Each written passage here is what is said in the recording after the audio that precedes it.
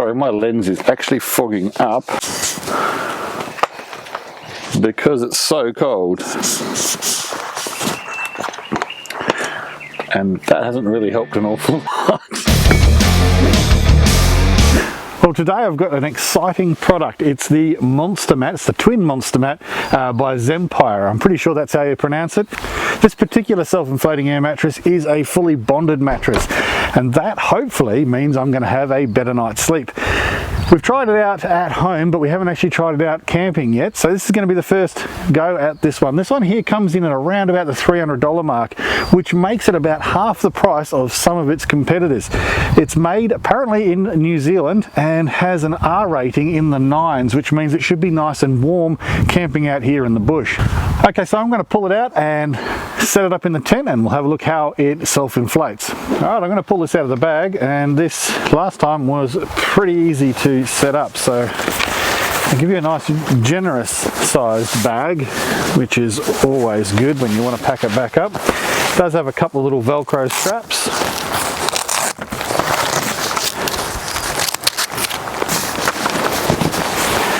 And it is folded in half.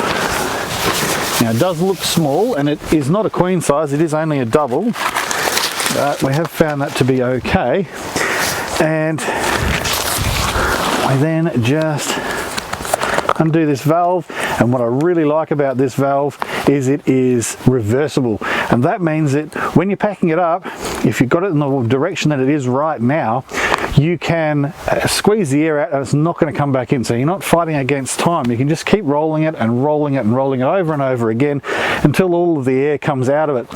And once you're ready to set it up, you just flip that around and away it goes.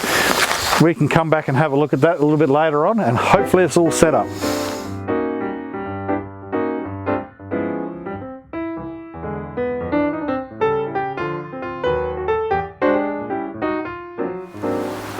Alrighty, well, she's all inflated, so now we're just going to do up this safety valve here just to make sure that we definitely don't get any of our air coming out at night time. And I'm making this look quite difficult.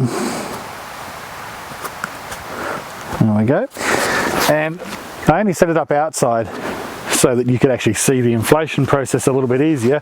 Normally I'd do this inside of the tent, but it's not that hard to move it in here.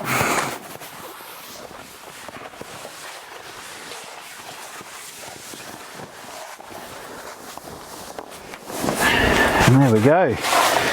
We're all set up for a night's sleep. We'll see you tomorrow and tell you how sore we are, or whether we had the best sleep ever.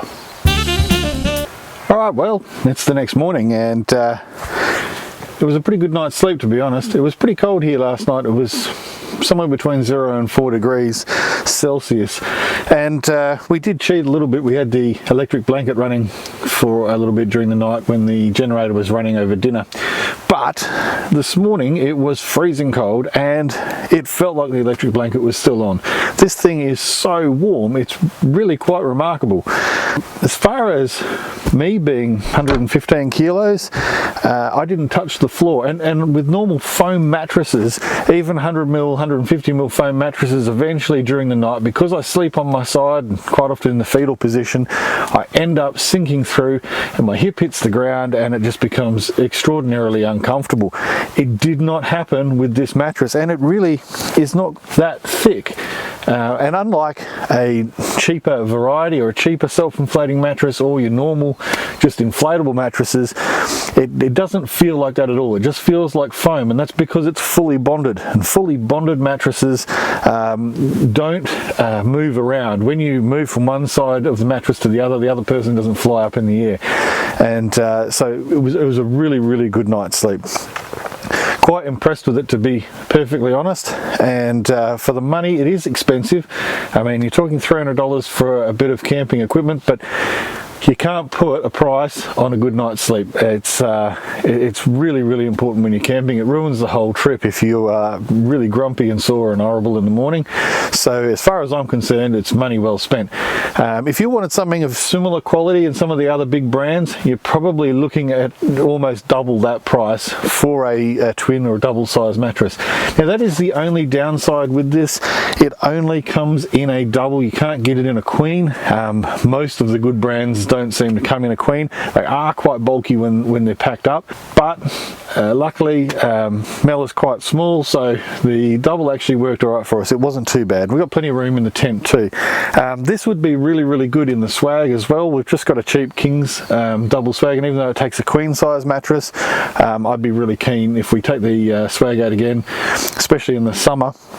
I would definitely put this in there and take the foam mattress out, because the foam mattress in the King swag is average at best. Well, it's one thing to have something that's easy to set up, and this certainly is. You just unscrew the cap, let the air out, away she goes. Or let the air in, should I say. However, packing up is always the tricky part, and that's the same with a lot of these instant setup things, instant setup tents, instant setup shower tents, or whatever else. They're great, they're really easy to set up, but they're an absolute pain in the neck to pack away. Sorry, my lens is actually fogging up because it's so cold. And that hasn't really helped an awful lot. But this morning it was pretty much freezing, and the generator, we actually ran it a bit longer last night than we had before, but it's still, it ran out of juice sometime in the middle of the night. And we were cool this morning, but we didn't have a sleeping bag. We just had a doona and a blanket, so not a bad effort. The definitely no cold coming up from the ground, so it really does do a sterling job. Let's stop talking and get to packing up and see how easy this is going to be. Well, unfortunately my time lapse in the tent didn't work. I'm not sure what happened there, so I'm just going to have to recreate it in the lounge room here at home, just so you can see how easy it is or difficult it is to pack this Monstamat away.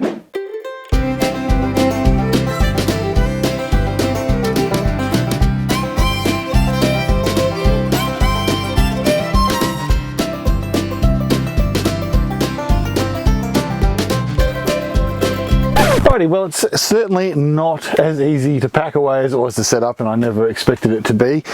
It is a little bit tricky with that fold in half, doing it with one person, because as you're trying to roll it, it's trying to creep to the side all of the time. So two people would make that a lot easier. That one-way valve is brilliant. When you flip that around, it's not a stressful endurance race to try and get it packed up before it starts re-inflating.